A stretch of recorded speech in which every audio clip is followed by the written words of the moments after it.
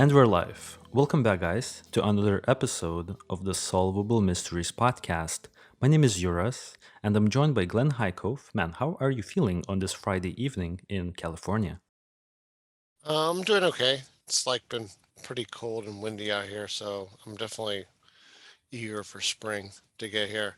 But yeah, I'm actually I'm really eager to jump right into this case today because it's a fairly interesting opportunity to do some analysis.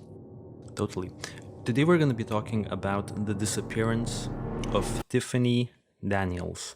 I want to read a little description about this case, and after that, we can jump immediately and try to analyze what had happened. This is a very interesting case. It has a lot of different angles. I'll try my best to set the stage for our audience members.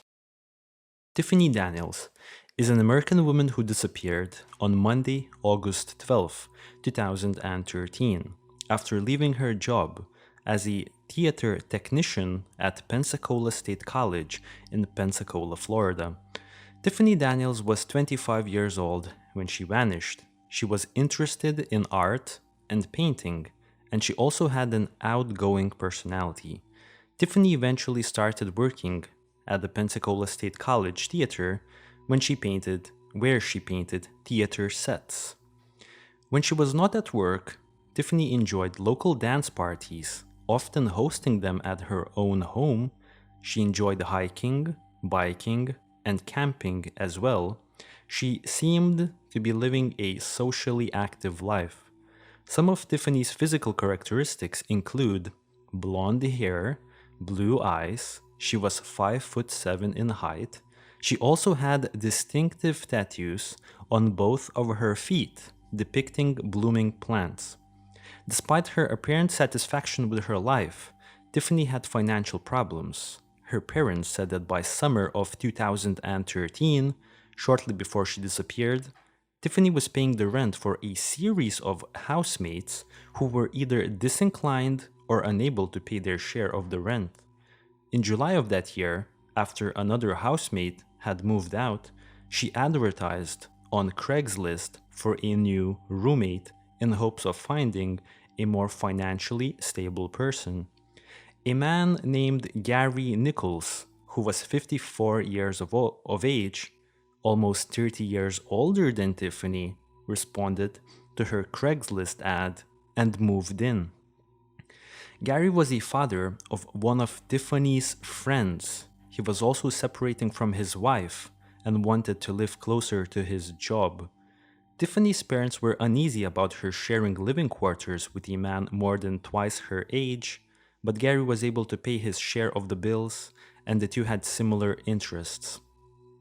On August 11th, one day before her disappearance, Tiffany had a farewell breakfast for her boyfriend, Gray Thomas, who had been accepted into the graduate robotics program at the University of Texas in Austin.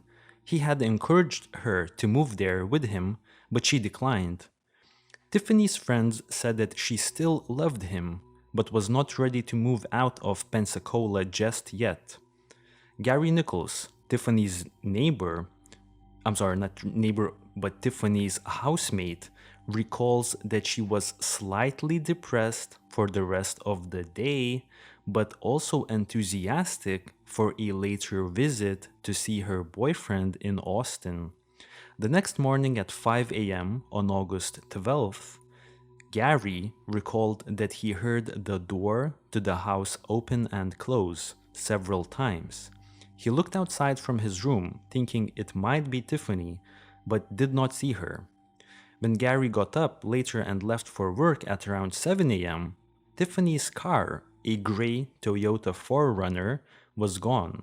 He assumed she had gone to work. Her parents, on the other hand, said it was unusual for her to get up so early, especially at 5 a.m., as she was not a morning person. Tiffany did arrive to work on schedule in the morning. She asked her supervisor, Bob, if she could leave a little early that day, and also let him know that she would be taking some time off, possibly the whole week, but did not explain why, other than things she had to take care of. Tiffany left her work at the theater at 4:43 p.m. Once Tiffany left her work, she had briefly returned to her home. Oddly enough, her housemate Gary Nichols, who was busy with a telephone conversation, had somehow missed her. That same night, Gary noticed that Tiffany had not returned home by 10 p.m. He tried calling her, but she did not return his calls. Gary called his daughter Noelle, who was a friend of Tiffany's. Noelle told him not to worry, as Tiffany was an adult and might want to hang out with friends closer to her age. He agreed with his daughter and went to bed. Gary again attempted to call Tiffany when she had not returned by the next morning, but again could not reach her. That evening he returned and found that the electricity to the house had been turned off. Gary assumed that Tiffany had failed to pay and again failed to pay for utilities and again called his daughter to inform that Tiffany had still not returned home. At this point, it's been 2 days. That's when Gary's daughter Noelle got in touch with Tiffany's parents via a private Facebook message. Noelle and Tiffany's mother Cindy started contacting Tiffany's friends. None of them had seen her all week as well. By the end of the week, they realized it was time to call the police and report her missing. Detective Daniel Harnett met Cindy at Tiffany's house and searched it. He found no signs of foul play, and Tiffany's tent was still in her room, indicating that she didn't go off on a camping trip. When Daniel Harnett learned that Tiffany's boyfriend, Gray Thomas, had left Pensacola the day before, he began exploring that angle. Tiffany's boyfriend, Gray, was cooperative and provided fingerprints and DNA samples, and his cell phone records showed he had indeed been in the Austin area all weekend, suggesting he had not secretly returned to Pensacola. Tiffany Daniels had plans for the immediate future, such as a trip to Austin to visit her boyfriend, so it did not seem like she had taken her own life or started a new one elsewhere. The following week, on August 20th, 8 days after she had last been seen, a jogger, who was also a friend of Tiffany's family, recognized Tiffany's forerunner in a parking lot at Park West in Pensacola Beach near Fort Pickens at the western end of Santa Rosa Island. We will jump to this island on the map very soon. Inside of her car, there was her bicycle, cell phone, purse with the wallet inside of the purse, some clothes, paintings, a jug of water, and a jar of peanut butter. Now, investigators found sand on Tiffany's bicycle tires, but not on the car's floorboards. This suggested that Tiffany might have gone for a bike ride on the beach that evening and went for a swim afterwards. If this was the case, it was possible that she had drowned. However, no bodies were found on the shore, and law enforcement says it is usually common for them to wash up after somebody drowns. After her car was towed to the police garage for examination, investigators found 2 fingerprints, one on the door handle and the other on the steering wheel, that could not be matched to Tiffany Daniels or any of the investigators who had worked on the car. A resident of a nearby condominium said that the car had definitely not been there until 2 days earlier, indicating that Tiffany's car was only placed there 6 days after she had already disappeared. 2 other residents said that they had seen a man getting out of the car earlier that same day. To establish when Tiffany's car had been driven to the island, Detective Daniel Harnett examined security camera footage from the Bob Sykes Bridge. a bridge that the car must have passed in order to get to that parking lot where the car was later located. The footage showed that the Forerunner had passed through the tolls of the bridge at 7:51 p.m. on the same day when Tiffany Daniels disappeared. It could not be determined from the footage if Tiffany was the one driving the car because the camera only captures license plate numbers. The weekend after the car was found, a volunteer organization in coordination with local police and the US National Park Service searched much of the island with humans and search dogs. A few fragments of clothing and pieces of jewelry were found, but they did not belong to Tiffany Daniels. Tiffany's friends and family set up a Facebook page and received many tips.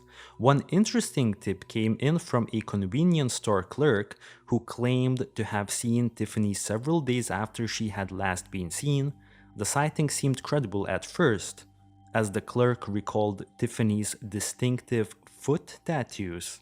However, the store's security camera footage for that day failed to corroborate this sighting.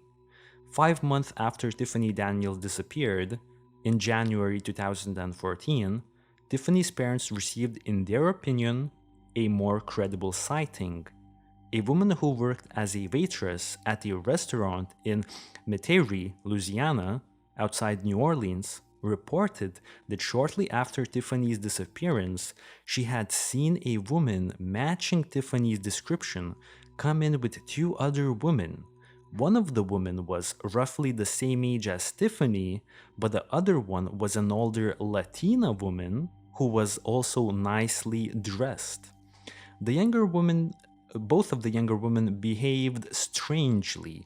Both were wearing long sleeved shirts despite the warm weather, with the cuffs pulled over their hands. The two younger women never looked at the waitress and never made eye contact. They let the older Latina woman do the talking.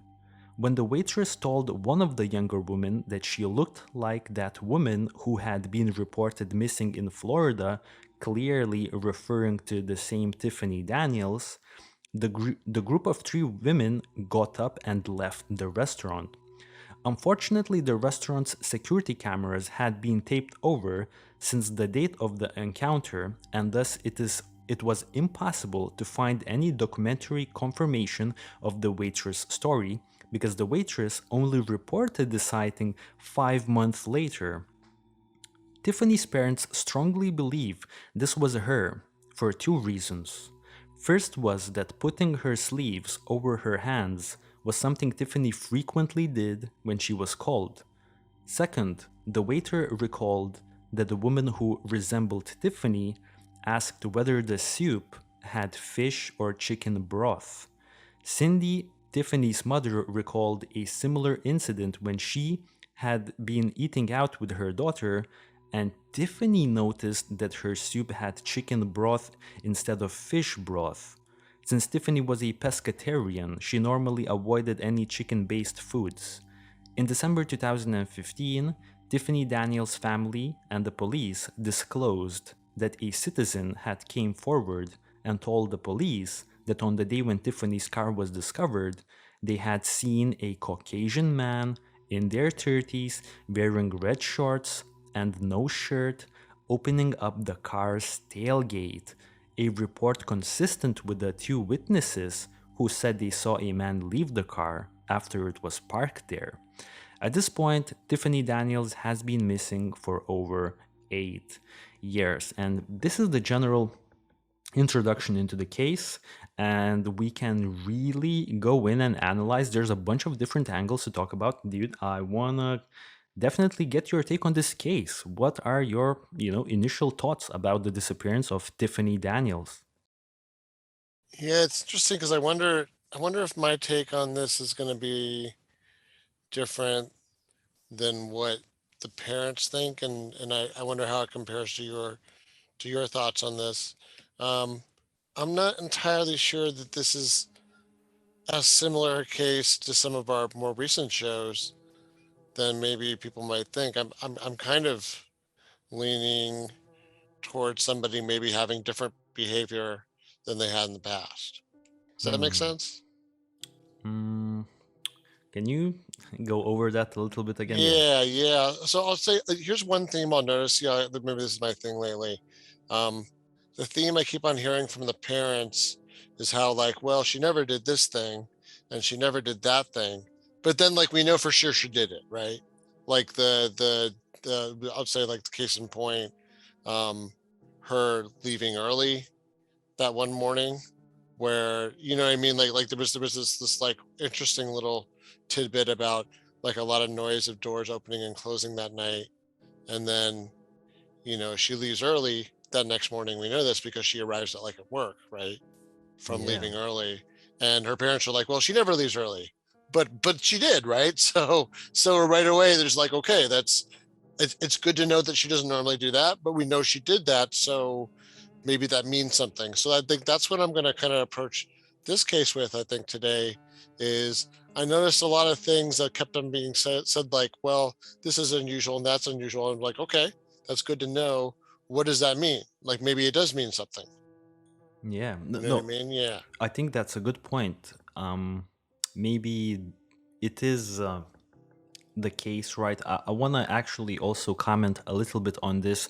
The one thing that really jumped out to me in this case was the fact that she was reported missing, I think, way too late.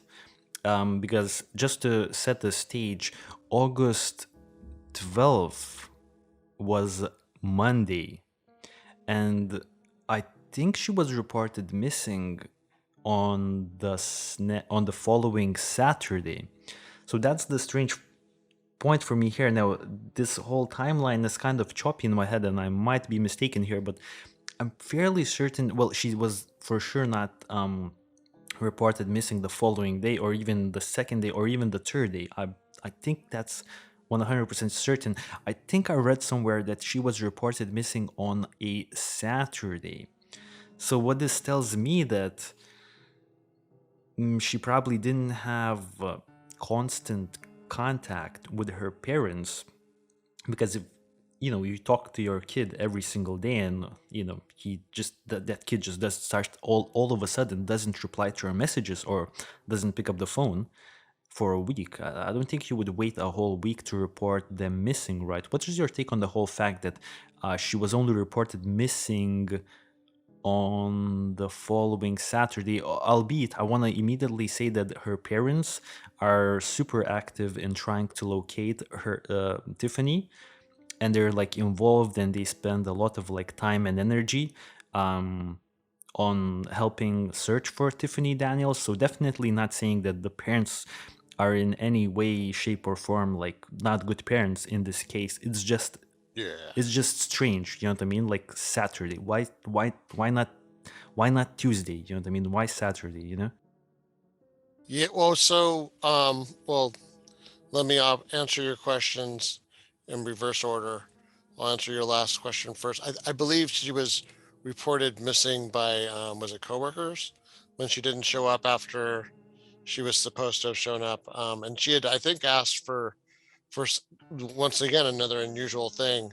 She'd asked for some time off ahead of that, right? Where she had been off for a few days, I think, right? Yes. So she was supposed to come back from work. To me, it does make sense since she's got this theater technician job at a university. I could imagine the weekends are probably when a lot of the shows happen that the college puts on or the university puts on. You know what I mean? Hmm. I mean, maybe also weeknights, but that's just me guessing. I'm trying to remember.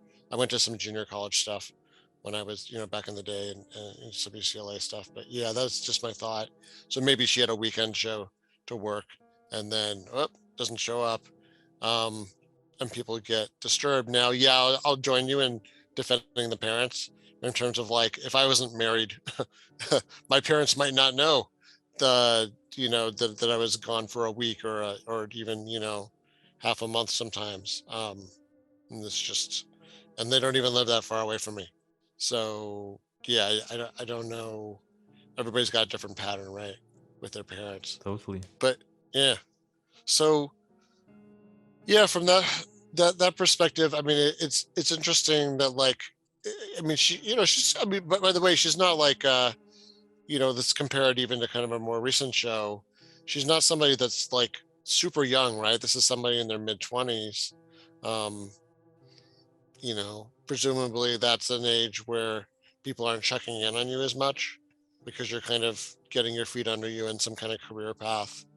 And, you know, doesn't seem like a bad job, really. I mean, I don't know. It seems like kind of an interesting career point to explore, I guess, aspects of that industry. Totally, man. That's a really good point.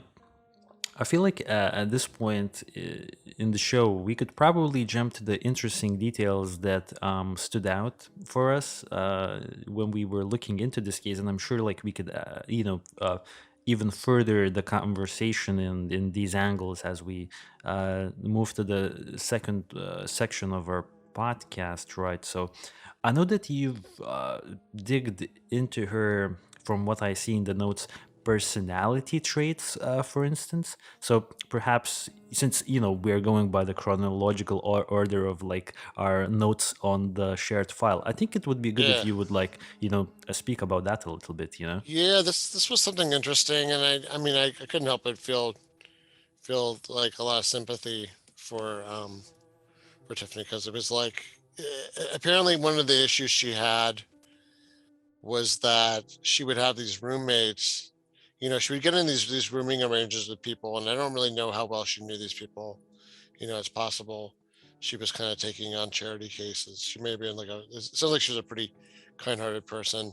But anyways, what happens is it seems like she's conflict averse. Like she doesn't feel good about asking people to pay their share of bills. So, surprise, surprise, a lot of people take advantage of that with her. And she has this kind of ongoing issue of like owing money, and not being able to pay her bills because she keeps on having to pay more than her share for other people. And this happens like serially, like once after one after another. So by the time she gets into this kind of weird new relationship with someone twice, not relationship, sorry, living arrangement with someone twice her age, where she's splitting the bills. Well, like that was actually one of the things that what's this man's name again? The uh, one that Gary Nichols. Gary Nichols, who like that's an interesting situation too. I'll stick a pin in that for later in the show. But yeah, anyways, this guy's in this when he goes to the house and the power's off, suddenly he's like, oh well, Tiffany must not have paid the bill. Okay, first of all, the power ever going off in your house is unacceptable. So if that was ever a chance that somebody was gonna like not pay the bill and you were gonna lose power to your house, I mean that's already a fail. So I don't know. I mean, it sounds like maybe he was asked to keep an eye on this issue, or he kind of expected it to happen, right? Given that it had happened before to Yeah. her. So maybe that's like the the, the warning sticker on getting in a rooming arrangement with Tiffany, is that there may be some wackiness with paying bills. Yeah, no, that's a good point. I did read a lot about how she apparently was in some sort of financial dire straits when she disappeared, and it was part of speculations in terms of one of the theories we will discuss later on, that life was getting too hard for her. Also, we can add the fact that a boyfriend of hers, Gray Thomas, had left the day before she disappeared, right? He left to that robotics course in Texas University in Austin, and they have been together for, I think, maybe like a year or something like that. I heard the quote saying a year, so it's not like it was 1 or 2 weeks boyfriend. It was like a fairly long term boyfriend at that point. So that's definitely something that will have an effect on a person no matter what. You know what I mean? There's no way you're not affected by that. There's no way.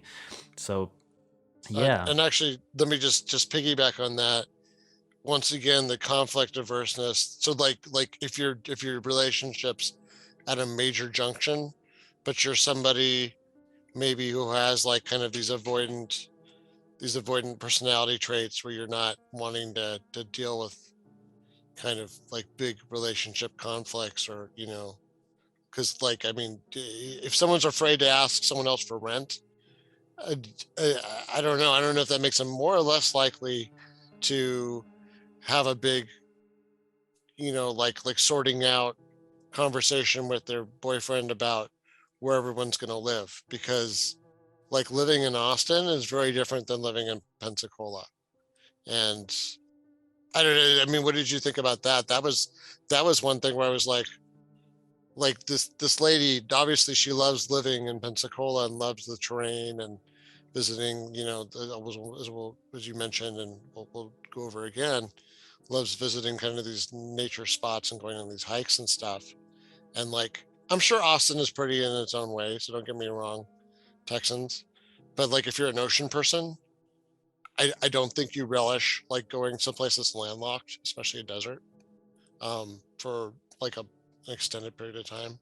More than like, I don't know, a month. No, I Yeah. totally agree. I totally agree, dude. Pensacola did seem like an amazing place to live in. I actually did some research on Pensacola, and yeah, like it looks like a super nice place to live. I'd love to live there for sure as well. Now, I guess moving forward into our points here, I think you have some information about the various sightings that had happened. I think shortly after she disappeared, right? Because there were multiple sightings. I also have a little bit of information about the sightings, because we don't know for a fact that Tiffany Daniels is dead. We just know that she's missing, so she could be alive. So, there were sightings of Tiffany Daniels all over the country, I assume, because the family did set up that Facebook page and they received many tips, but only a few tips were publicized. So one of the tips was, I don't know if you had more information on the tip where convenient store clerk apparently said they saw Tiffany enter the store, and apparently they saw her distinctive foot tattoos. That's why the family at first believed that this was a real sighting. But then later on, when police investigated this lead, they rolled back the security camera footage for that convenience store, and there was no sightings of Tiffany. Tiffany did not enter that convenience store. So it was a complete, like, zero information type of a situation. Like, it was a complete disaster, this tip, right? Like the first one with the, do you know which one I'm Yeah. talking about? Yeah. I don't have additional detail. What do you think happens in something like that? Do you think that's somebody sort of like not like maliciously, but maybe inventing a memory or conflating something? For the reward money, right? Oh, or yeah, that too. I guess. I mean, if you were going to be less charitable to their motives, of course, you don't get the reward if you don't actually find the person. But yeah, yeah, it makes you wonder, like if maybe subconsciously it motivates person. I just for some reason I thought of this thing where um, I used to have a friend who like remembers me at some graduation ceremony like falling, and I was like, I think I'd remember that, and the person was they were so angry when I challenged them about it, and and then I wasn't getting emotional about it, and I always think like, wow, well, that just shows you somebody could easily invent a memory just based on any kind of motivation. So maybe that, like you Mm. said, the reward has a like a maybe an unconscious effect on people, or subconscious I mean, effect on some of these weird tips sometimes. I would say that's like, yeah, maybe if it was like just a similar girl to Tiffany, but then this particular tip, they did like somehow verify that they saw the foot The tattoos. foot tattoos, Now, yeah. the likelihood of seeing someone's foot tattoos is already like lower, because the only way you're gonna see them if someone is wearing flip flops. And if we would jump to Tiffany's foot tattoos here on our YouTube channel, dude, do you see the placement of the feet tattoos are like, okay, so the only chance you will get a chance to see these foot tattoos if she's wearing flip-flops, and the flip-flops with like the little string going in between your one of the fingers on your feet, you know what I mean? If it's like the Gucci styled flip-flops, you know what I mean, with like the cover, then that cover will completely cover the distinctive foot tattoo. So it's like a very distinctive footwear that needs to be worn by Tiffany in order for someone to see it, unless she was barefoot, which is probably not the case because this was a convenience store, you know? Yeah, you're right. I was gonna be devil's advocate because I wear flip flops year round these days now that I work remote. Um, here in California, even when it's cold. But yeah, you're right. You would have to be wearing like the most minimalist of flip flops. They couldn't have any kind of thickness to them. And then I just it still feels like they'll be obscured. Like it just looks like it's a really hard. It's a strange place to put the tattoos. Really. So maybe she just saw someone else with some weird tattoos on them and just conflated it. It's odd, but yeah, I mean the other thing is Tiffany looks like a lot of people. She doesn't look that unique, I guess. There's a lot of people that could probably pass for her. So I can imagine I feel like she has one of those faces or just general, characteristics that make a lot of people kind of maybe fit her in certain parts of the country. Yeah, 5'7", Yeah. blonde hair, blue eyes. I feel like that's not something completely out of the ordinary, dude. That's a good point. I really quickly, Yeah. do, Especially in the South. oh yeah, definitely, dude. Really quickly wanted to jump to that next sighting, the sighting that definitely generated more publicity. I'm sure you know what I'm talking about. The one that happened. Really quickly, I want to jump on the map. By the way, a really quick note about the map for anyone who's actually like taking a glimpse here and there on our YouTube channel. The unfortunate thing that I was not able to locate Tiffany's home, like the actual house, because I would love to see the house that Tiffany was living in for reasons I think I'll mention later on. Mainly because it was really strange how her housemate Gary Nichols that did not notice Tiffany arriving for a brief moment after leaving after leaving work, and I that's have a, crazy, you know. I actually have a so I have an idea about that. Oh So okay, wait. I wanna make sure I get this right though. So he's in a different housing situation now because his marriage is dissolving, I guess, right? I don't yes, know. I don't know. I don't have any information on who initiated it. But then he's now also got a girlfriend, right? Because that's who he's on the phone with. yes. Okay. So all right. So either either the wife. Oh yeah, maybe this is gonna get funnier. Um, this is like older guy, older married guy thinking. So okay, anyways, I think it's like a little interesting. He's got like all this stuff going on in his life. It's interesting he has a girlfriend already. While he's still kind of getting divorced. So maybe I don't know if that's a cause or effect or what or both. Um, okay, and then so then I was thinking, well, here he is. He's not living with the girlfriend for whatever reason, maybe because she doesn't live nearby or. But then he's living with someone half his age and he's already just getting out of a marriage and on kind of this weird rebound thing going on. Don't you? I could see like maybe some kind of like semi angry or anxious or like kind of nagging phone call from the girlfriend needling him about like, well, wait, why is this girl living with you again? You guys both have the same hobbies and like, you remember because the parents were kind of weird about it too, right? Hmm. It's not. I don't think I'm out of line. I mean, maybe some people think I'm out of line, but I don't think I'm out of line.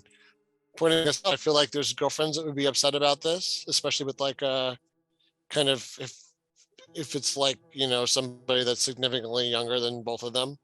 Um, and I feel like just that could be enough of a distracting phone call where he doesn't really notice what else is going on around him because he's maybe getting yelled at or something. Like a lot of stuff Hmm. could be going on in that phone call where like, if there's enough other stuff going on around the house, and Hmm. maybe like the cable guys here, and like new stuff's getting put in this like new arrangement or something, or I don't know. I mean, That's just what I'm thinking of. yeah, I'm speculating on. really quick.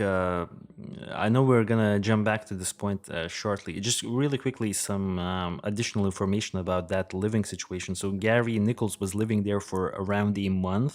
So I feel like he already had settled in. Now, also another thing I want to mention: we don't really know for how long the divorce has been happening. For instance, it wasn't like maybe a fresh. It was like a process of the divorce, and like divorce, like the legalities of a divorce, they could like be lengthy. So we don't really know like if it's a recent divorce, or maybe it's like a divorce that has been going on for like a year or something like that. And the last thing I want to mention, that shortly after Tiffany disappeared, Gary Nichols moved out of that house. And then 1 year later, he moved out of the goddamn country and he went to live in Italy for work reasons. We don't really know what he was actually working, so whatever. But we'll jump to this. I don't want to run past that second sighting, you know what I mean? Because one of the things about the map, if we would quickly return to the topic about the map, so I do have the city location of that more credible sighting of Tiffany Daniels, and it's in Metairie, which is you could call a city really close to New Orleans. Maybe it's like even part of New Orleans or something like that, because New Orleans, it's pretty massive. So this is Metairie. We don't have the exact restaurant where the sighting happened, but really quickly to brush up on this second uh, sighting that the family members believe was more credible, what we have here is a waitress reporting seeing three women enter the restaurant that the waitress was working at.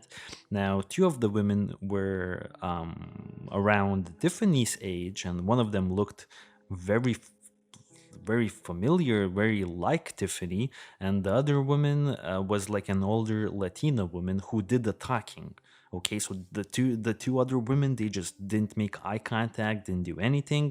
And apparently, when they sat down, um, the woman that looked like Tiffany asked the waitress, "Yo, does this soup have chicken broth or fish broth?"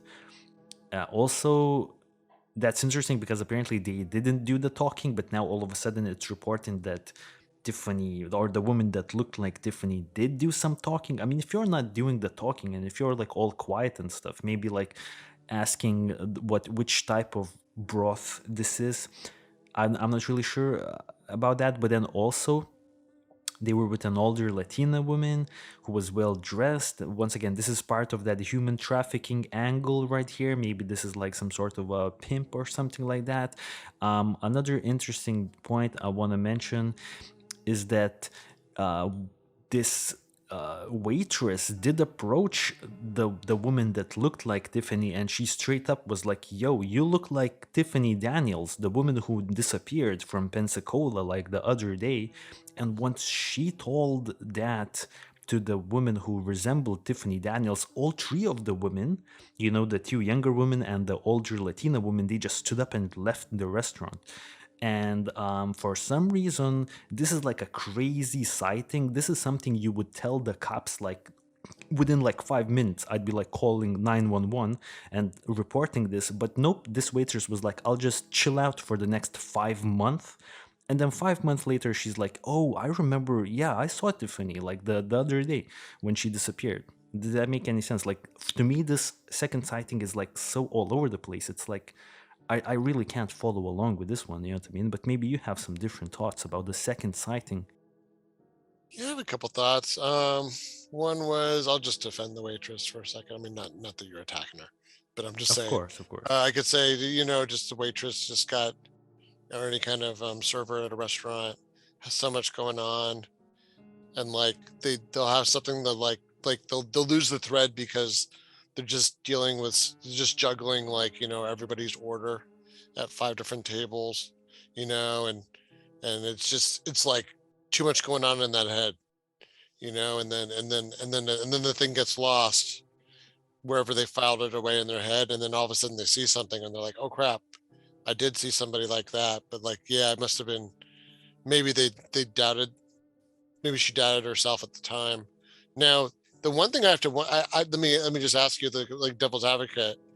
Let's suppose the people in that restaurant were involved with human trafficking, either as victims of it, or some of both, right? Like we covered in previous cases in terms of accusations of people that like were victims eventually become like the infrastructure, which is an interesting hypothesis, and could very well be true.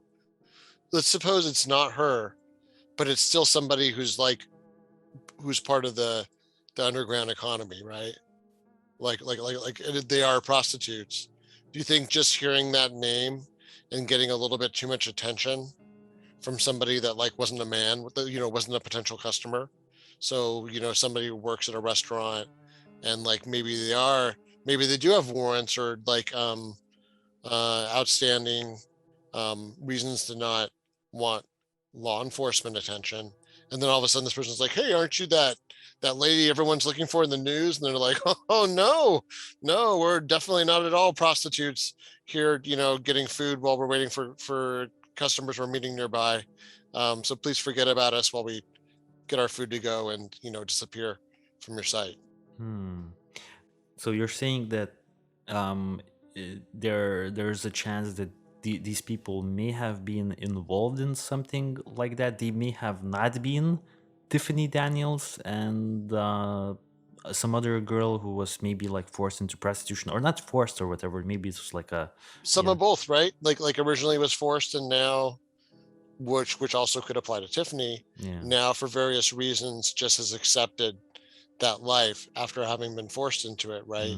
So at Hmm. some point, maybe the person feels, we talked about this before, sometimes maybe the person feels like they can't go back because they feel so much shame and embarrassment in the things that they've been forced to do, and the things that maybe they haven't been forced to do But but have done anyway. really You know what I quickly, mean? I think it's a Yeah. really good point here for me to step in and mention the fact that this sighting happened, like, I think like the next day, or like maybe a few days after Tiffany was reported missing. So in the general scale, because she was reported missing like 8 days, or not 8 days, I'm sorry, like maybe like 6 days after she was last seen. So I mean, she would if it was Tiffany, she would have to have this like nonchalant, okay, I'm a prostitute for the rest of my life mentality Yeah. 1 week Right. after her disappearance. I don't No, think, no, yeah, that's I not mean, work. yeah, it doesn't work because she was Yeah. like a socially, but it's maybe someone else, you know?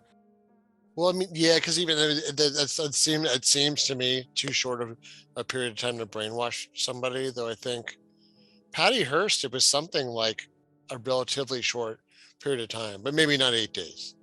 But it has happened though, where someone's been brainwashed into like not just even being like submissive, but being like a willing accomplice, which is the Patty Hearst case. But then, yeah, real quickly, stopping back, still stopping at the sighting, the parents, at least from what I've read, strongly believe this must have been Tiffany in this restaurant. So I think the parents, out of everyone, probably have done the most thinking about this case. And I don't really understand how it computes in their head to believe that shortly after she disappeared, she was just at the restaurant with another woman and an older Latina woman. Definitely no one who's threatening, especially in a public place. You're not feeling threatened by like another girl your age, and then I don't know, an older Latina woman, especially when a waitress comes up to you and asks, "Yo, you look like Tiffany Daniels. Are you Tiffany Daniels?" I feel like that's it. Just tell them, yes, I'm Tiffany Daniels. This older Latina woman, she's a pimp. She's pimping me out. This other younger girl, she's also forced into prostitution. Please save us. Please call the cops.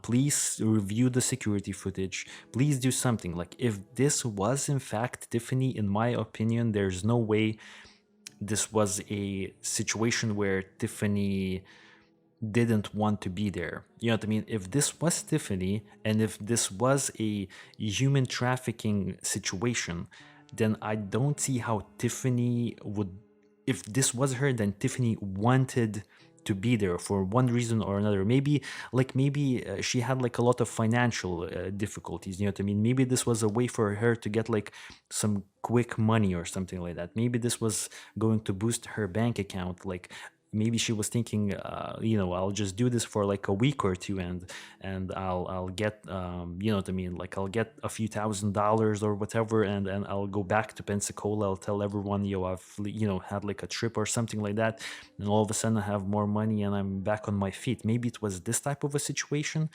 And yeah, of course, if it was something like that, then things could have went south. You know what I mean?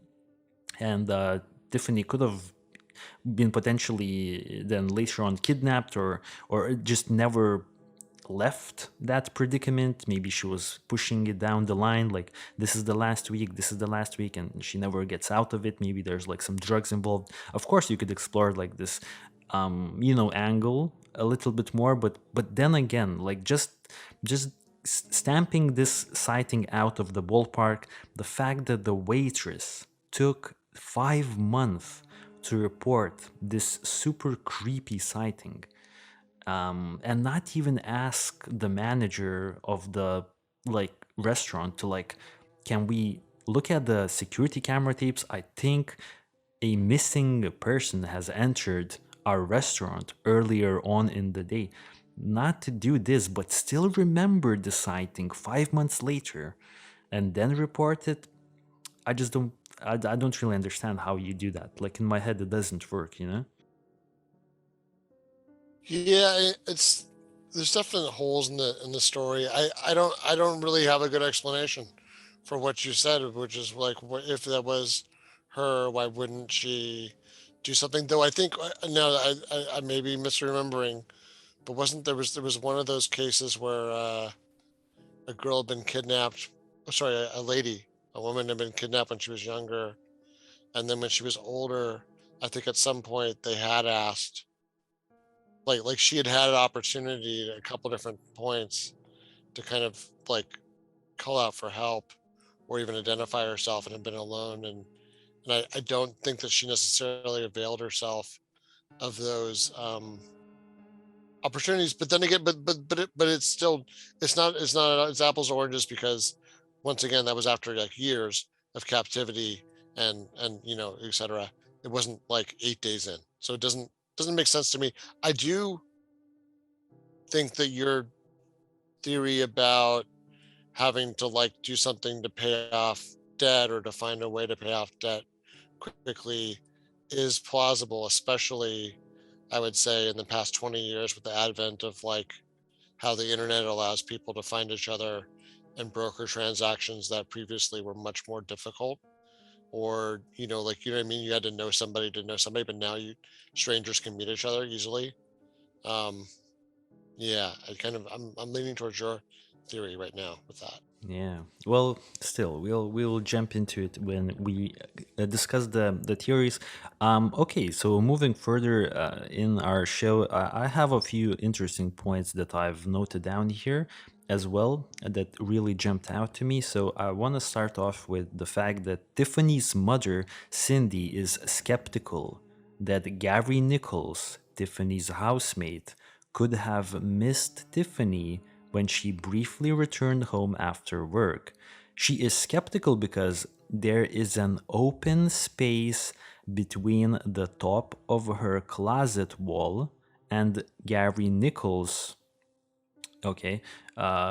room. So there's like some sort of in between, like their rooms, the wall that separates, from what I've understood, the room that separates Gary Nichols' room and Tiffany's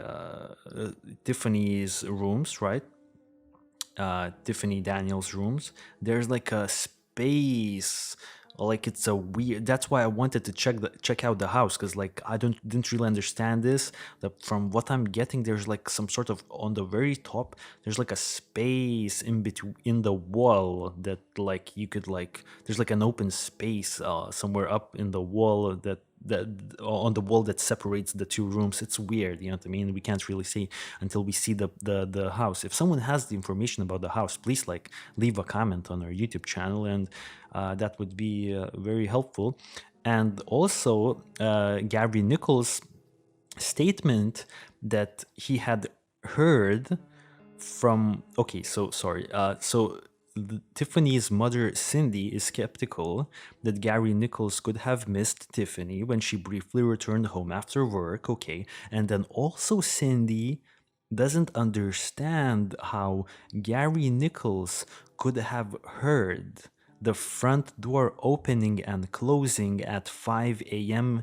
in the morning, but then later on he couldn't hear Tiffany return back home. So it seems like Gary Nichols heard something like in the morning when he was way asleep, like the door closing and opening, but then he can't really hear Tiffany come back inside of the home. So yeah, that's also like, I agree with Tiffany's mother Cindy here. It does seem kind of suspicious, like the dude hears like doors opening and closing during the middle of the night, but then he can't even notice that your housemate is back from work. Like, how do you miss that? You know what I mean?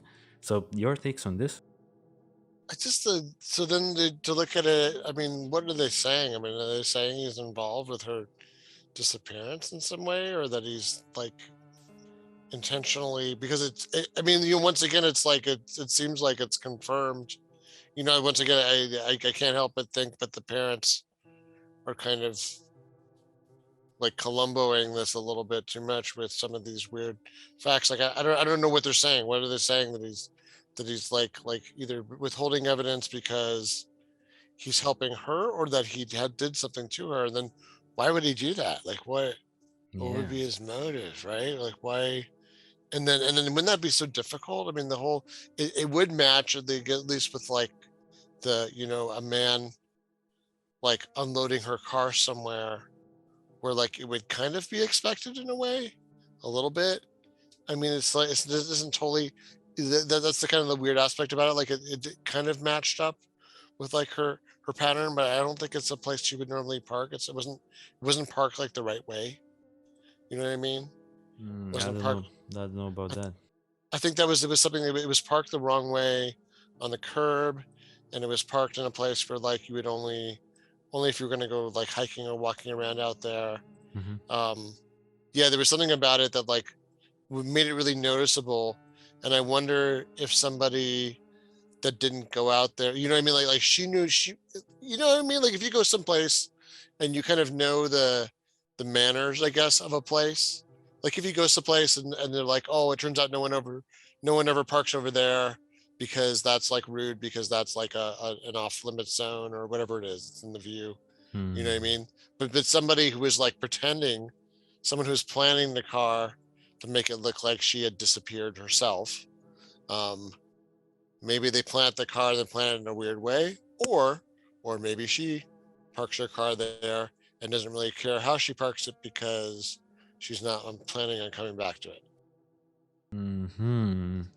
Well, there's some interesting thoughts. I wanna mention a few other things about Gary Nichols. Is that from what I understand, police believe his account that he didn't notice Tiffany go in. So that would mean that police did look at the house and they were like, okay, so we kind of believe the guy. So even though we can't really examine the house, which I would love to examine, but police definitely examined the house, and they think it's possible that Gary Nichols could have missed her. And also, another thing is that Gary Nichols was the person who raised the alarm immediately on the same day. Obviously, this could be like a part of alibi building if you had something to do with Tiffany's disappearance or whatever. So obviously, it could go both ways, right? But then I still want to mention that he was the guy who, was reporting her missing, was constantly nagging his own daughter, like, yo, your friend Tiffany that I'm living with, she's like not coming back home. Can you like contact her parents or something like that? Because this is crazy. So, at least from my standpoint, Gary Nichols Obviously, I think he could have had the chance. He was the housemate, so of course he could have had the chance to, potentially murder Tiffany or something like that. And then he moved to a whole nother country the next year, allegedly for work reasons or whatever, right? But then maybe that's true. So, from like, there's nothing. I looked in this case. I searched as much as I could about Gary Nichols, as much as I had time, and I just didn't find anything. So it's all speculative. Now, moving to the next point, right? Because I want to get through these points. We still have a little bit of them. So Tiffany disappeared one day after her boyfriend Gray Thomas left for Austin, Texas. Okay, this is a good. This is an important point because there's no way something like that doesn't change a person. Like, you're in a relationship for a year and now this person moves to a whole nother state. um I mean, come on, dude. Wouldn't you agree that this will have some sort of an effect on Tiffany? Yeah. I mean, that's where I can't. I gotta keep wondering if maybe this is somebody who's on kind of a slow boil with their emotions, and like some people when they kind of boil over with their emotions, they'll lash out externally, and then some people when they're like there's like depression supposed to be like anger turned inwards. I don't know if that's really true, but that's what they say. So you know what I mean? That could also be like between that, all these issues. Maybe that's putting a lot of pressure on her, right? Yeah. The next point is Gary Nichols recalls hearing the door to the house open at and close at 5 a.m. on the morning of August 12th, the day when Tiffany disappeared. If Tiffany did leave so early in the morning, this would be very unusual for her. But then I do have a thought that just came to my mind. Maybe she left early for work because she couldn't sleep. Because, it was like an emotional thing. Like, your boyfriend moved out to another state. Maybe it's a sleepless night. Maybe you can't sleep and you just leave early for a drive. Maybe that's. Does this make any sense? Or what are your thoughts about the Yeah, no, I've whole. done that before. Yeah. Yeah. Yeah, it's true. I mean, like, by the way, it sucks, right? When you wake up at like 4 or 5 in the morning and you got to be at work at like 9 or 8 or whatever. And then you're like, I can't get back to sleep. So then you just leave early anyway. Yeah, that makes sense. So the other, maybe I had never even thought about that. That could be like a yet another symptom of unrest. So not even necessarily planning, but just like turmoil. Yeah. Oh, that's yeah. Okay. Moving to my next point of interest is that Tiffany asked her supervisor Bob, who was, her supervisor at the theater, if she could leave a little early, and also asked to take some time off, possibly the whole week. She did not explain for what reason she was taking the time off, and she also hadn't informed anyone from her personal life about this time off as well. So this person, Bob, right, the supervisor Bob, I want to build a little bit of a background on him. I don't know much. I just learned this by listening to a podcast, another podcast about this case. And from what I've gathered, this supervisor Bob, he was one of the persons who helped talk Tiffany Daniels out of moving to Austin. Apparently, they had like some sort of a weird connection or something like that. There were some speculation that there was like inappropriate, like work relationship going on between them, but this is unverified. This is just what I've read, so I can't verify this. Also, the dude, supervisor Bob, he said he would help sell Tiffany's artworks because she was a painter and she didn't only paint like the sets. I think she like painted like paintings at home or whatever as well. And he was like, "Yo, I'll help you sell that stuff." And he also said that Austin is not a good place for artists, even though Austin is a pretty good place for artists, I believe. So it's like, yeah, this guy was definitely. People are speculating about this guy. Now, it is unknown if police actually investigated Supervisor Bob. We know for a fact that police investigated Tiffany's boyfriend and housemate, but the supervisor, we don't really know if he was investigated. He didn't make many comments as well about this case, even though he was the last person to have spoken to Tiffany, or is the last known person to have speak to Tiffany. He didn't have much to say though.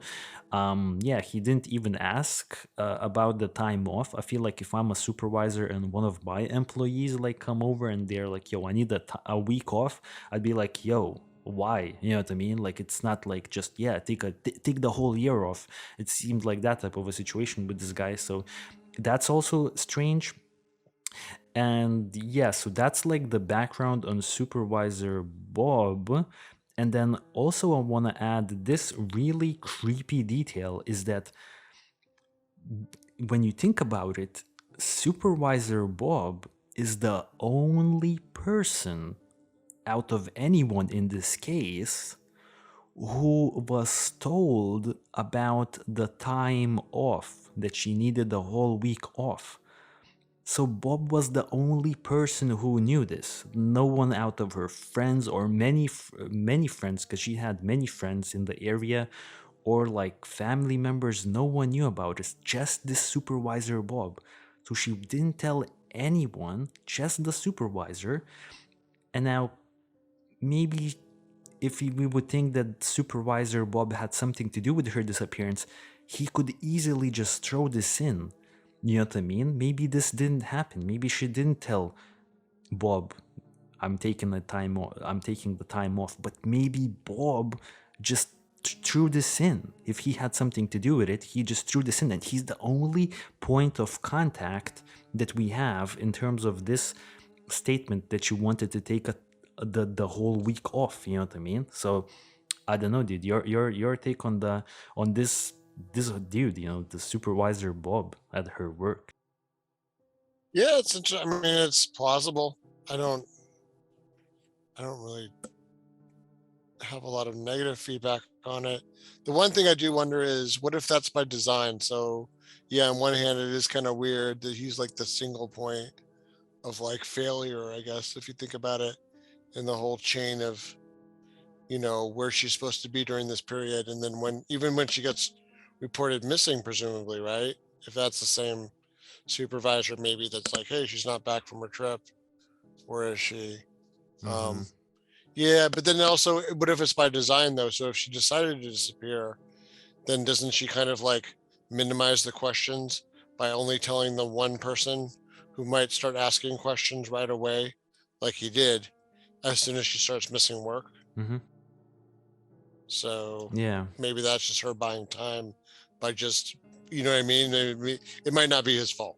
Yeah, no, I'm not saying that he had anything to do with her disappearance. Yeah. Just wanted to bring him in this case because he is suspected by some people to be somehow involved right now. The other case is like the other point that I have in my notes here is that okay, inside of the Tiffany's car when it was found, there was her bicycle, her cell phone, her purse that had a wallet inside of it, clothes, paintings, a jug of water, and a jar of peanut butter. Okay, so just, I guess, casual things, right? But then the interesting point here is that sand was found on Tiffany's bicycle tires, but not on the car's floorboards. And I think this is better. If we're gonna talk about this, we need to quickly jump to the map, right? So this is the location where Tiffany's car was found. I'm fairly positive this is the parking lot where Tiffany's car was found. Really quickly also want to draw a few things out for people. So once again, we can see that this is Pensacola State College. She leaves the college where she worked at to briefly return home. We do not know the location of her home, so we cannot really say. But then we know that Tiffany definitely made the drive, let me just do it like this. We definitely know that Tiffany made the drive across Pensacola Bay Bridge. Just a quick correction. Tiffany's car crossed the Bob Sykes Bridge at 7:51 p.m., approximately 3 hours after she left work that day. She drove across the Bob Sykes Bridge. Right, so this is Bob Sykes Bridge right here, and I believe somewhere here there are these cameras that capture license plate numbers. And now Tiffany's car is found here, and it's found here in the parking lot for everyone who's listening. It's found 8 days after she disappeared. Now, it would be pretty straightforward, you know what I mean? On the day when Tiffany disappears, she just drives her car across the Pensacola Bay Bridge, across then the Bob Sykes Bridge. Her license plates are recorded at like 7 something p.m. on the same day when she disappears, right? So overall, 3 hours later after she finished work, you know, so she leaves work. She leaves work at I think 4:45 p.m. ish, and then she drives across here, maybe like 7:45 p.m. ish, something like that, like 3 hours later, right? So 3 hours later, her after leaving work, her car like gets checked in this gets captured on this camera, and then the car 8 days later is found here. But this is where the mind-blowing begins, right? Because her car was, well, someone from the residential area next to the parking lot said that her car was definitely not there up until a few days ago, like 2 days ago. So what this means is that Tiffany's car was parked here, where it was eventually found, 6 days after Tiffany disappeared. So it wasn't parked, but according to this resident, it wasn't parked there on the same day when Tiffany disappeared.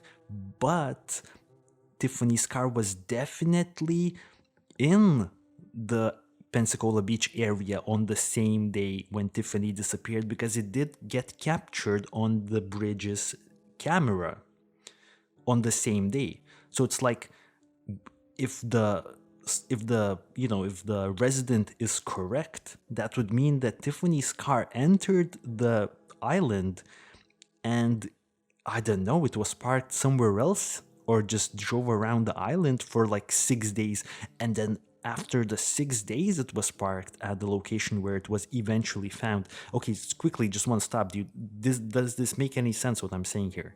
Yeah, it's mysterious because you're right. It's like, well, who drove the car there? Where was the car during that period? I'm just curious in that map. I can't really tell really well from here. I mean, some of these boats in that across that bridge in that kind of peninsula or that island, they have or do some of them have boat docks or anything? Like, uh could you conceivably, if you didn't Ooh. ride in a car back across the bridge again, could somebody have traveled off the island to another destination That's a or good been point. visiting somewhere with the boat? Yeah, like especially in those little bays. See that little part right by the bridge? Dude, really quickly. If we Yeah. I jump to the Google Maps now, and look, dude, look. This is the point of interest right here. Another bridge, a little bit eastwards, Yeah. that could connect you to the mainland. You know what I mean? So it, Yeah. from what I'm understanding, Bob Sykes Bridge, which is, and let me zoom out. Let me zoom out, dude. Let me zoom out.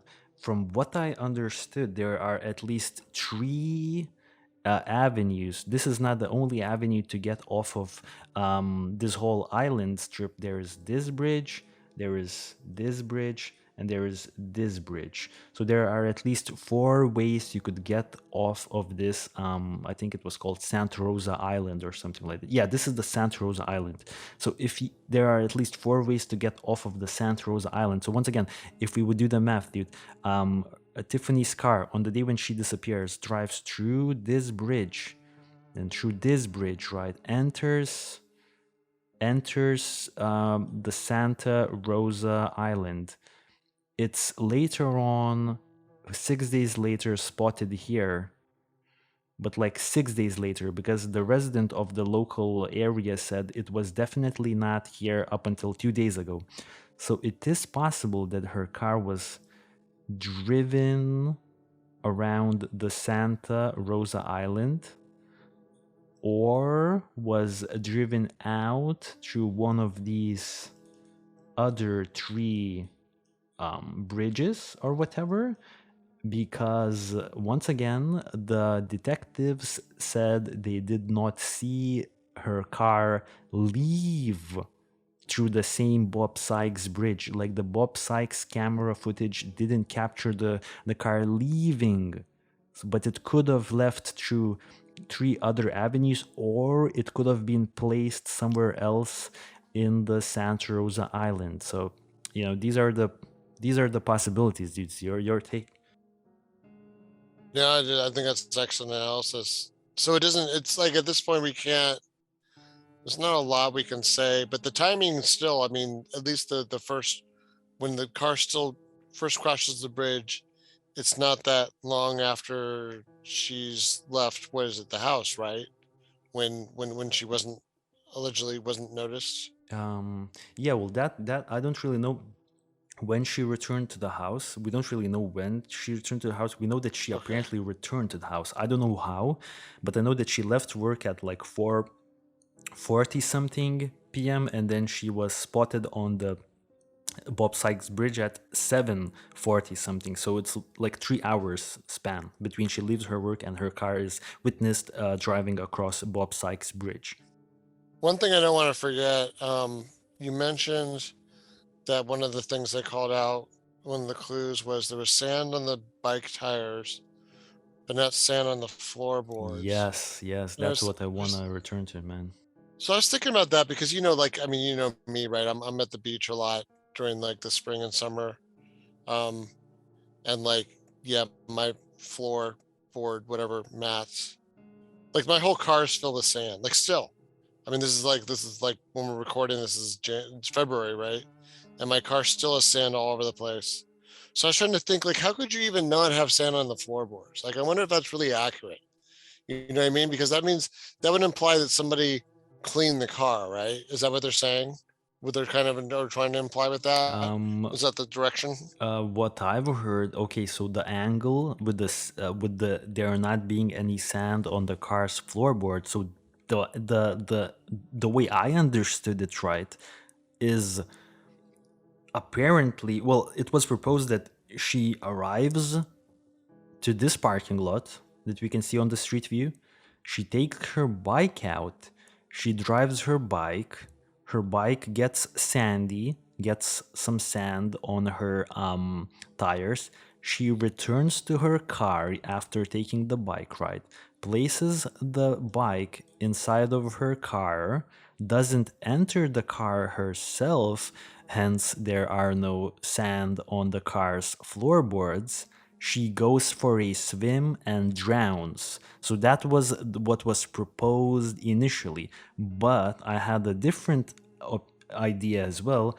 I had an idea maybe she takes a ride somewhere else on a beachy area, like on a sandy area, not in Santa Rosa Island. Maybe she doesn't even go to Santa Rosa Island.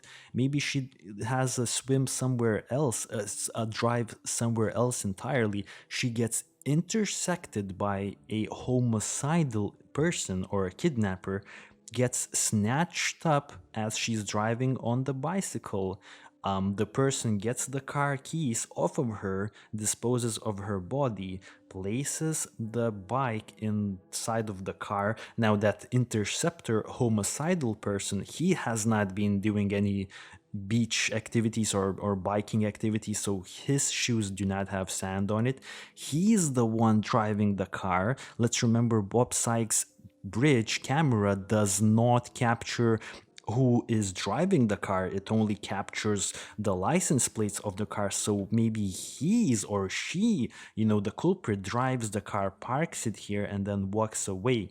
So these are like the two angles how I would explain, or like what was proposed by the whole sand situation. You know what I mean?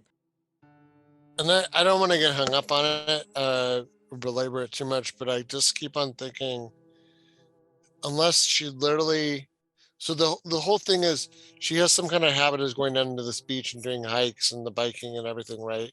So what I don't understand is, if that's the case, then she should have already tracked sand into her car and had sand just honestly just blow into her car from different crevices and stuff like that. It's just, like when you're down, especially where that is. I mean, it's beautiful, by the way. Um, at least on the Google Maps. The wind must be blowing back and forth across that island or peninsula constantly. So, like, I feel like sand is going to get in the car if you open your door at all, and like, I guess without really like making a huge conspiracy case about it, it just seems a little weird to me. Like, unless she had literally just washed her car the day before, she gets there, there's no sand in the car, she gets out, somehow no sand blows in the car, and then she goes and rides the bike, and then, like you said, she never makes it back into the car for whatever reason, so that's why there's no sand in the car. I don't know, it just, to me, it seems a little weird when you live near that or you're around that you don't just have sand everywhere inside your car, Yeah, totally. especially that sand, by the way. That's very, I'll finish my thought, sorry. Of course. I just thought of this. The sand there is different than the sand where I live, my side of the country. Their sand's made out of coral, and it's like it's even more fine. You know what I mean? It's even more talcumy than the sand that I'm used to. If that makes Mm. sense. Nope. And I'm definitely not a sand expert because I'm more of a snow expert, if you know what I mean. Now let's jump into the next point I have here is that investigators found two fingerprints in Tiffany's car. One was on the door handle, and the other one was on the steering wheel. Both of these fingerprints could not be matched to Tiffany Daniels. So uh, immediately I have a question. Are these two fingerprints of one person, or are these two fingerprints of two different people? And can you even tell if a set of fingerprints belong to the same person? Is it tellable? And did I make any sense, man? Yeah, it makes a lot of sense. It's kind of weird. I was thinking about this a little bit because I was frustrated by this. I'll just say that I personally have noticed that, and maybe this is because of DNA evidence. I've noticed that the cops tend to be kind of lazy about fingerprinting and then running the fingerprints. And mind you, there may be somebody who comes and says, listen, Glenn, there's a lot of problems with transferring fingerprints cleanly and effectively, and then digitizing them. And that all may be true. So I'm not going to shoot that down. But I can't help but wonder if maybe some of it is in the past 20, 25 years. DNA is such a like case solver. You know what I mean? Like, I feel like a lot of police might put a lot of their efforts towards getting DNA evidence, because if you get DNA evidence in court, when they cite the statistics of like it matches 1 in 65 billion people, and there's not even 65 billion people alive. So obviously it's the person.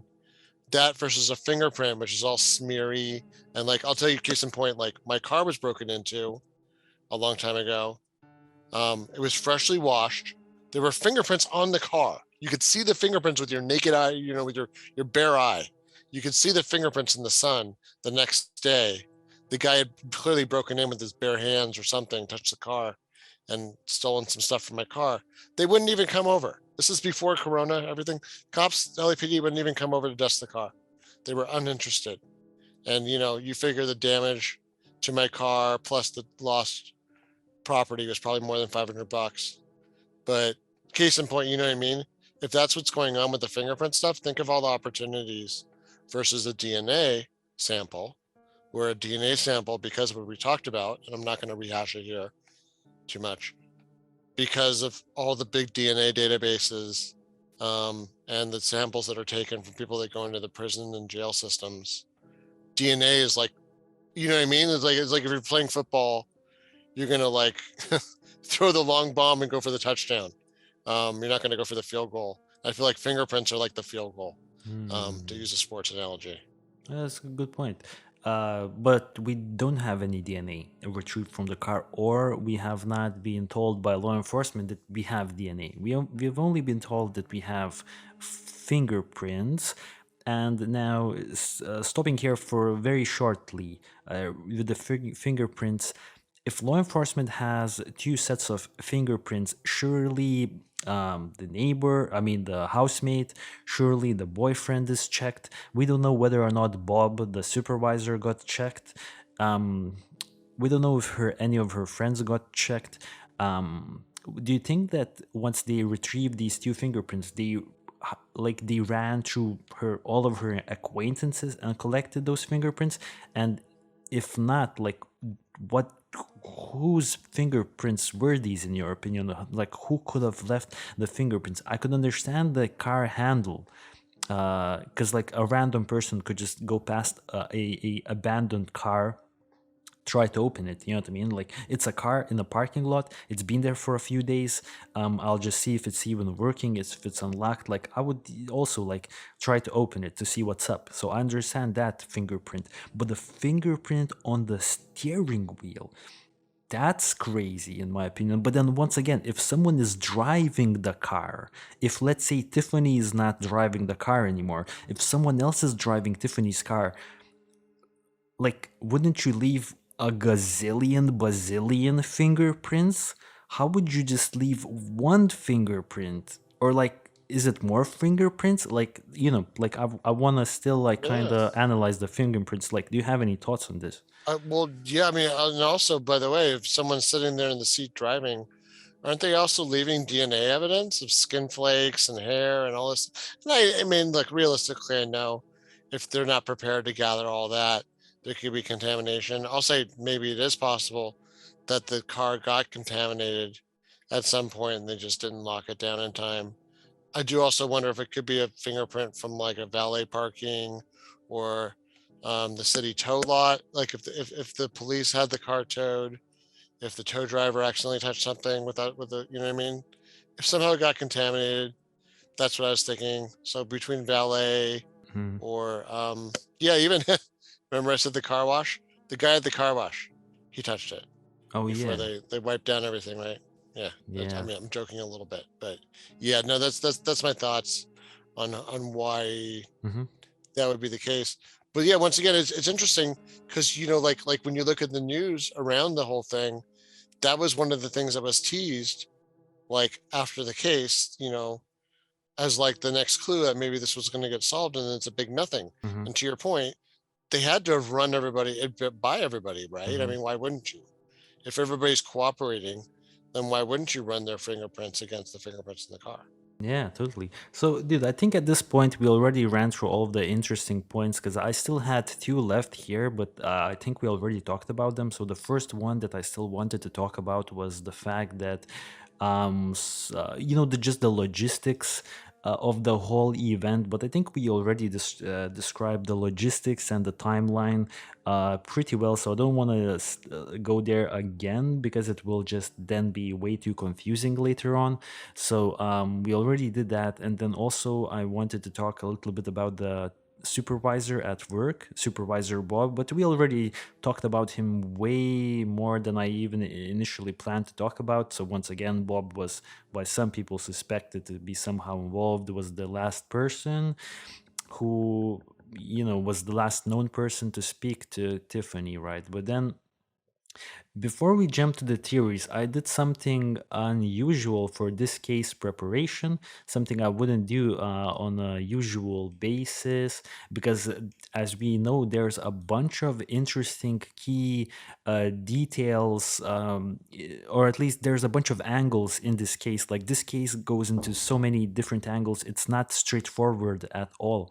So I want to quickly read out the key details to keep in mind before we jump to the theories section. So I have 7 key details in this case that will help us analyze in the theories section what happened to Tiffany Daniels. So the first one is that Tiffany apparently left the house a lot earlier for work the day when she disappeared, and this was unusual.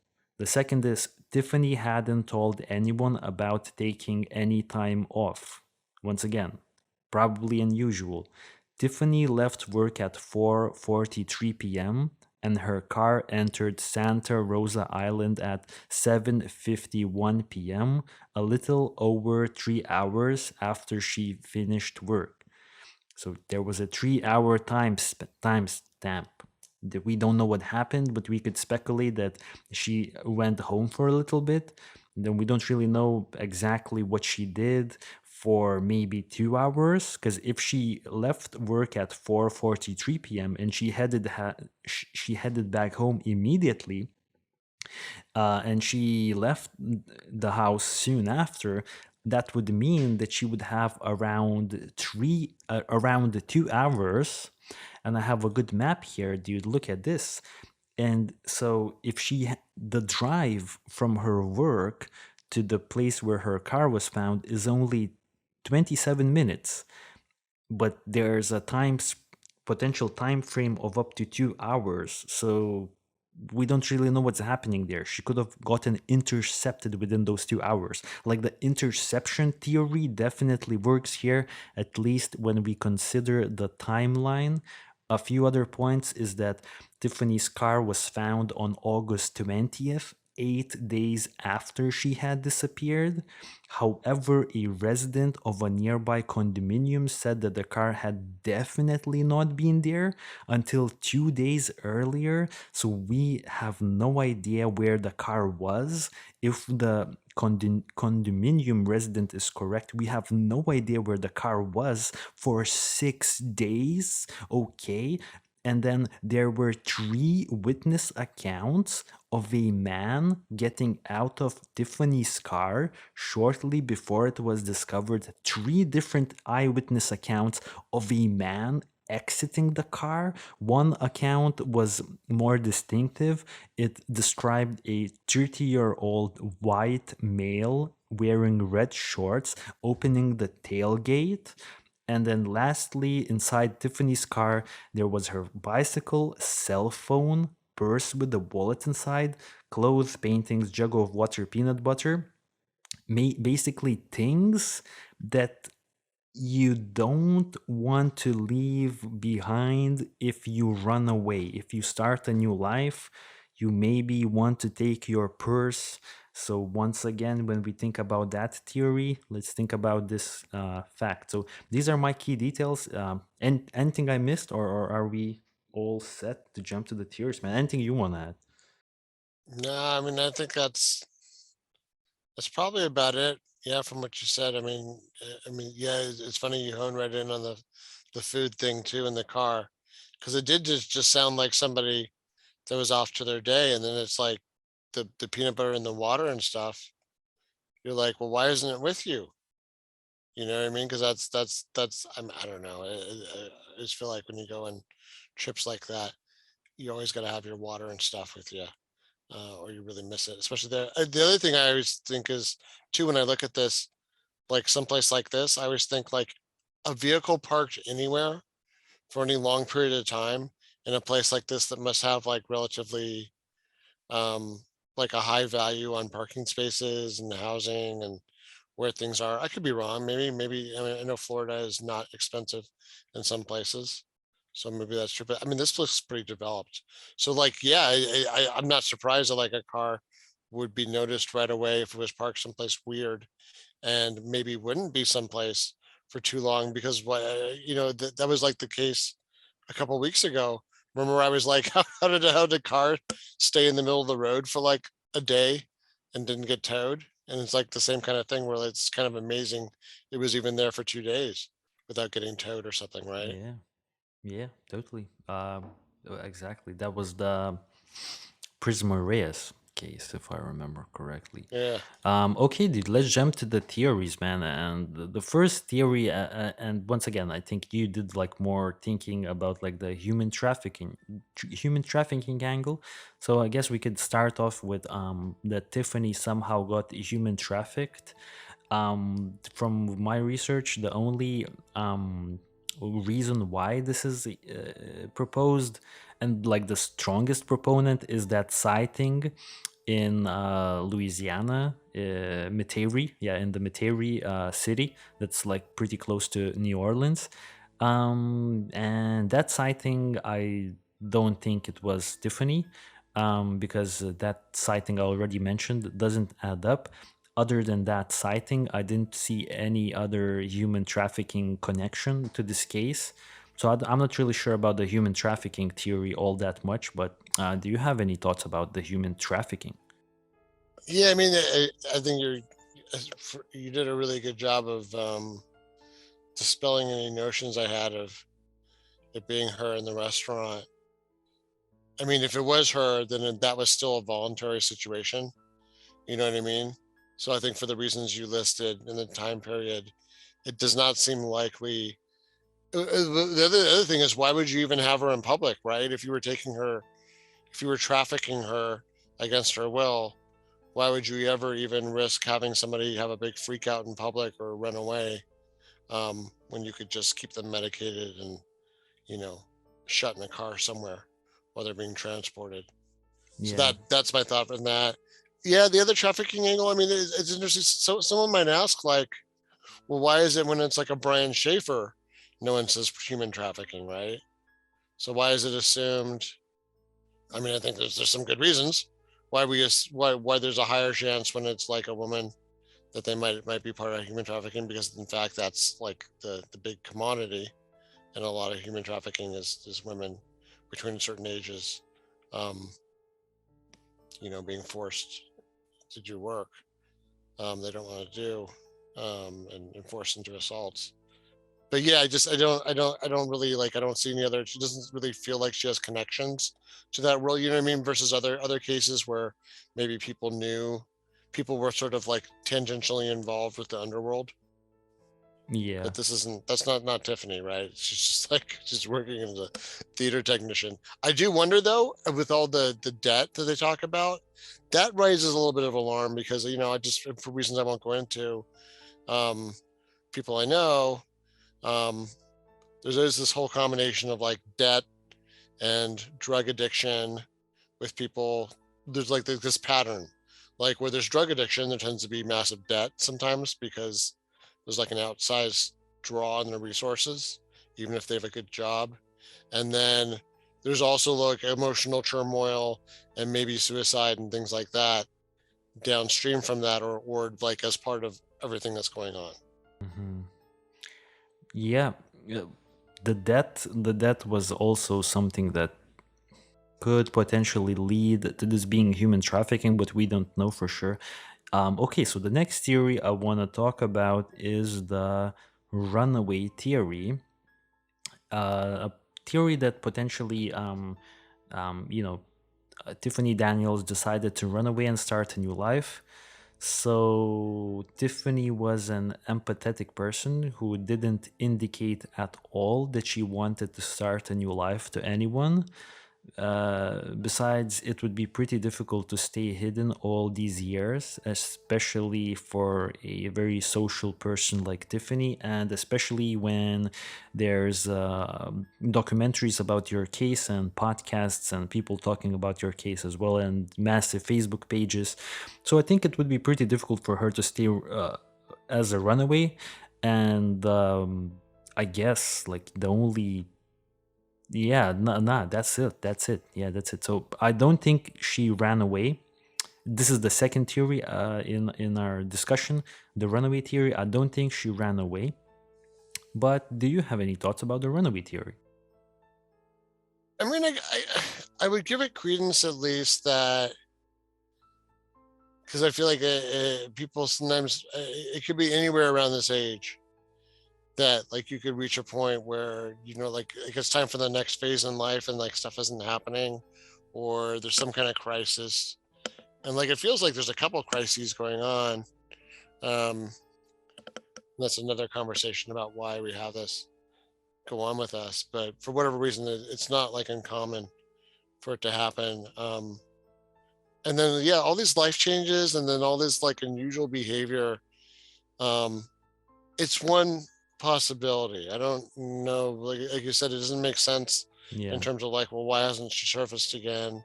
How would she even do that? Would she even know how to like, you know, live off the grid, or like make a fake identity? I mean, maybe it's not. I mean, a lot of people do it, so maybe it's not like maybe it's not so hard to figure out. Maybe it's not brain surgery. But yeah, it's just that's sort of my thought about that is I think maybe I'm a little more optimistic than you are, but not much that it's like the runaway theory. Yeah, well, to me, it's like I just didn't run into anything, so I can't really speculate on that. And a similar theory to the runaway theory, just definitely like 10 times more dreadful, is the, suicide theory. The suicide theory holds a little bit more weight, in my opinion, than the runaway theory. Still, I don't think it was the case, but at least if I had to bet, I would bet more on the suicide theory. The only things I have on that is that Tiffany was facing financial difficulties. I have no idea what kind of financial difficulties. Was she in debt or anything like that? I don't know, because apparently when Gary Nichols moved in, like from what I've heard, she was financially now stable again. So I don't know if there were any like financial difficulties, to be honest, or how big could they have been? Could it like $1,000 or something like that? You don't commit suicide over $1,000, I don't think. Then her boyfriend moved away to Austin, which made her sad, obviously, and she did seem depressed. Gary Nichols, her neighbor, said that she was depressed after the boyfriend left. For the rest of the evening, she was depressed. But then again, Tiffany didn't have any diagnosed mental conditions and any indications that she was suicidal. So once again, I don't think she committed suicide because there just wasn't any indications, and she had like future plans, and the only like thing that would work for this theory is the fact that she was depressed the day before she disappeared. So yeah, that's all I have on it. I still don't think she did that, but your thoughts on this theory? I guess maybe I would lump that theory in with like whether or not it's intentional. So it could be like either death by suicide or death by like misadventure. So like if someone decided to go on like a swim on a whim, or like I don't know, went wading in the water and had a stroke, heart attack, and just floated off. I mean, the one thing is that the locals seem to think that drowned people almost always float up on the surface, and maybe that is true. Maybe there's a good reason for that because of the currents and the you know what I mean. Maybe the wind always pushes stuff into the shore, so it's just like an ongoing issue. But I can't help but think there's like a famous example. Have you ever heard of this? There's like this Australian prime minister that like went for a swim and like disappeared. I feel like I've heard something about that.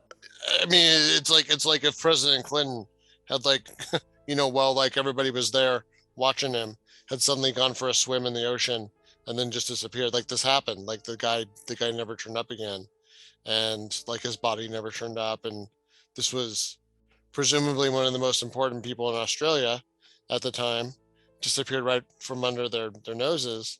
So I'm like, maybe bodies do disappear in the ocean sometimes, just like Natalie Holloway, et cetera, all these things that these other people we've looked at.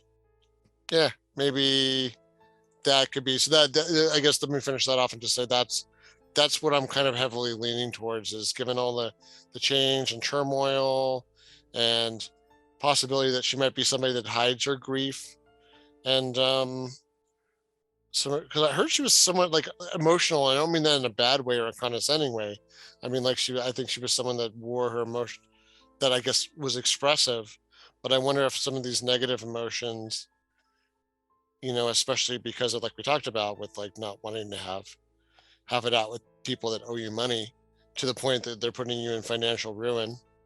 Um, yeah, maybe that's somebody who might kill themselves, and people might not think that they would do that. And it's not unusual for suicide to come out of the blue. It's not always something that people expect Yeah. that know the person. That's a good point, man. Actually a really good point. Yeah, but then you already talked a little bit about this. So we move to the next theory, which is the accident theory.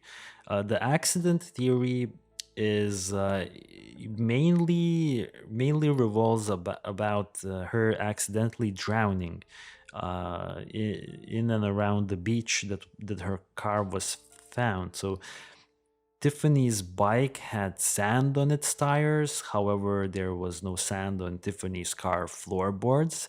This could indicate that Tiffany decided to go for a swim after riding her bike and subsequently drowned. Uh, but no body was found washed up on the beach. So, once again, that's an interesting point because law enforcement say that it's very likely for the body to wash away on the beach. Like, I don't know how this particular beach works and the currents and everything like that, but apparently it's very likely for the body to wash away in this particular area where her car was found. So once again, I'm not a geologist, so I have no idea, to be honest, what to make of that. I think we can talk a little bit about the fact that her car was, according to one of the residents in a nearby condominium, definitely not there. You know what I mean? So if the car was definitely not there until like 2 days before it got discovered, then I think it's foul play 100%. I'm doing the calculation. If the condominium resident is correct that the car was not there, up until like 2 days ago, that would mean the car was driven somewhere or like parked somewhere else for like 6 days and then later returned to the spot where it was found. That would mean that either it's foul play or Tiffany driving the car on her own accord all over the place and then leaving it there. So if the condominium resident is correct, it's either Tiffany is already doing like some suspicious stuff, or it's foul play. Someone did something to her and then later on parked the car. So once again, I think the accident theory really like relies on the credibility of the sighting of the condominium resident, if you know what I mean. Like if he's correct and he seems pretty adamant, then maybe this was a foul play situation. But once again, this is so like all over the place. I don't know, man. You already said it. Accident theory is probably something you're leaning towards the most, right? Yeah, I mean somewhere in between that and suicide. I mean something that she had some hand in. Um, yeah, I mean it is a good point though. A lot of this is like relying on eyewitness testimony, even when it is spread across a few people. So you would think it might, what I mean? It's always so hard to trust eyewitness testimony because it is found to be, fallible in a lot of cases. But I mean, if only those security cameras had also covered the faces of the people driving the cars. Or if there was any security cameras at the parking lot, right? Or I think like Yeah. there was none apparently, or they were Yeah. not working. Isn't it so strange? I mean, in this era where there's security cameras in so many places, it's still so strange to like find these big like blind spots. But I guess it's just so hard to even go collect the information, especially days and days after the fact when maybe it's been overwritten. Yeah, totally.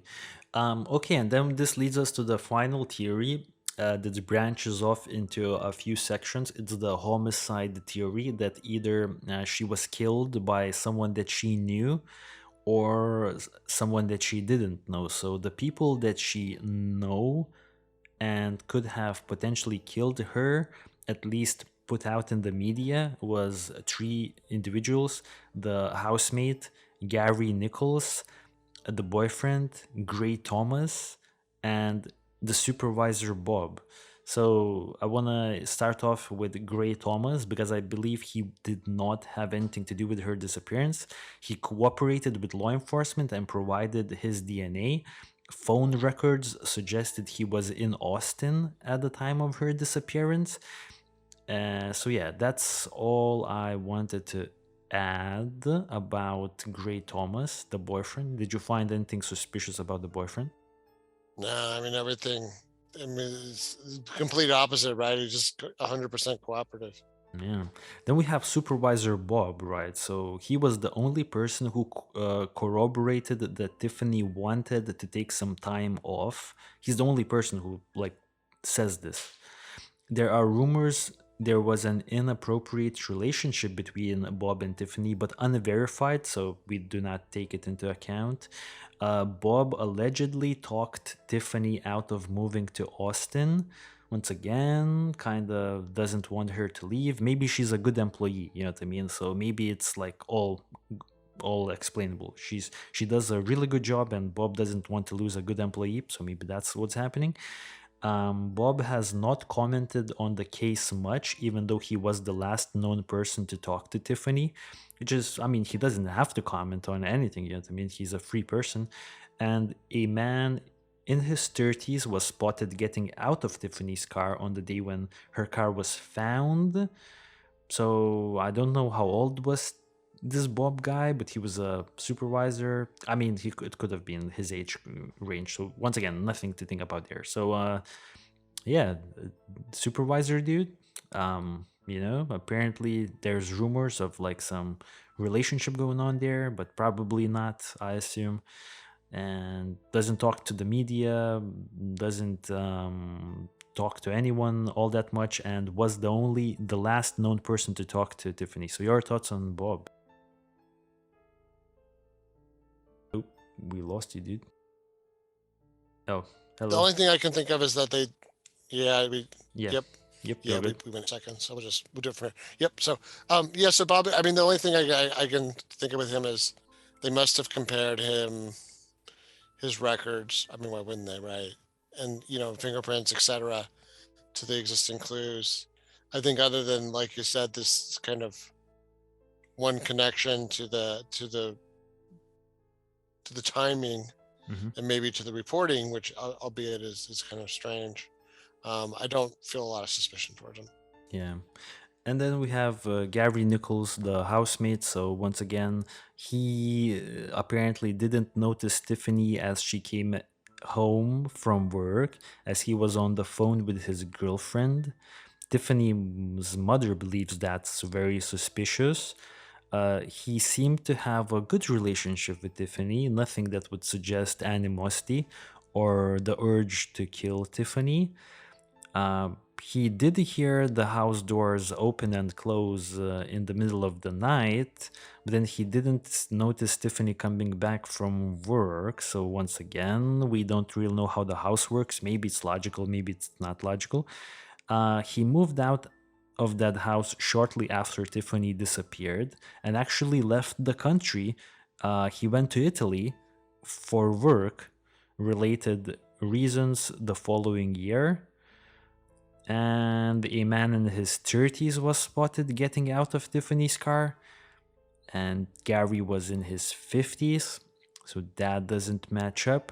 But once again, that dude that was spotted getting out of the car in his 30s, or like not getting out of the car, but maybe opening the tailgate, that could have been just a random person trying to rob the car, or just a random dude who saw the car like there for a while and just tried to open it up. So all of these fingerprints and all of these like sightings of men like and exiting or entering the car, it could all of be explainable by like random people passing by on the beach area, noticing the cars being there for a while and just investigating the car. So we don't necessarily know if the people that were spotted leaving or exiting her car were actually culprits or not. You know what I mean? We don't really know. It could have been just people that saw the car and were like, "Oh, this car has been here for like the whole week. Let's see if this is even working." Maybe like the tires were flat at that point, or like people were thinking this is some abandoned car. You know what I mean? So that's also explainable. So Gary Nichols, dude, your thoughts on the housemate? Any ideas or anything? And I think you summarized it perfectly. I don't really have much additional other than I don't really think that I don't see any any connection of him just to something in the case. I just think he's kind of the innocent bystander here. Yeah, me too. Me too. I actually don't see, from what I've researched, I don't see anything on any of these guys, to be honest. If I had more information, maybe. Then I guess the last one is that a random person that Tiffany never met before killed her.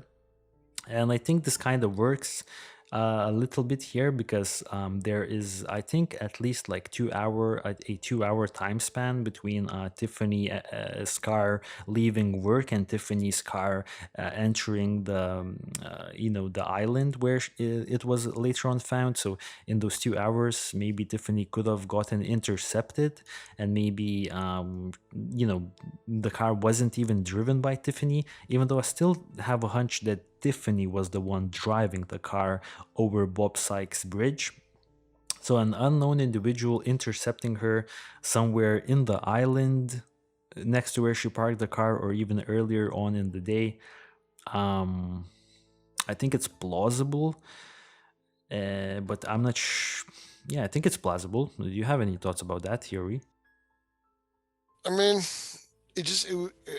I guess it's not impossible, but it just seems interesting that she would meet somebody that took advantage of her and the exact time that she had done all these other weird things that she didn't normally do. You know what I mean? So like, Good what? point. Very good Yeah, point. that's. I mean, but it's not impossible, right? I mean, it happens. I mean, people have worse strokes of luck for sure. But yeah, it seems yeah, Very, very good point, dude. I just odd want to say, timing. yeah, Yeah. very good point. Like Tiffany did some unusual things already in the day, so yeah, like that's a good point.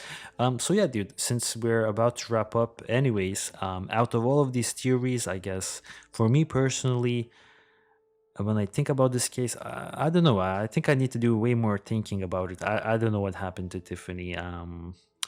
I think. If I had to bet, I would probably bet that Tiffany drowned. I think because I don't know how credible the sightings of people entering and exiting her car are, or how credible the sighting is that Tiffany's car has definitely not been there up until 2 days ago. All of the sightings, potential sightings, I completely disregard. I don't think they're credible. At least the ones that I've looked at, I think they're crap. So yeah, if I had to bet, I would probably say that Tiffany drowned after taking a swim. That's my conclusion. Obviously, it's just my opinion, and it's just how much research I've done, and this is where I would lean towards. Yeah, I'm also leaning towards what you said because like you said, even if it wasn't like intentional suicide, I mean that could be. Let me just say that maybe I do it too much in the show. I've got like an extra level of paranoia around like the ocean and swimming and stuff. And it's like the older I get, the more paranoid I get because I guess the more I see my assumptions about the ocean and safety like challenged. Um, but like yeah, I mean in this case, like I could see that as being the frame of mind where somebody might try something that maybe was beyond their skill level or just the wrong moment, right? I mean, there's times when you can swim in the ocean, everything's perfect, and then there's times when it'll kill you.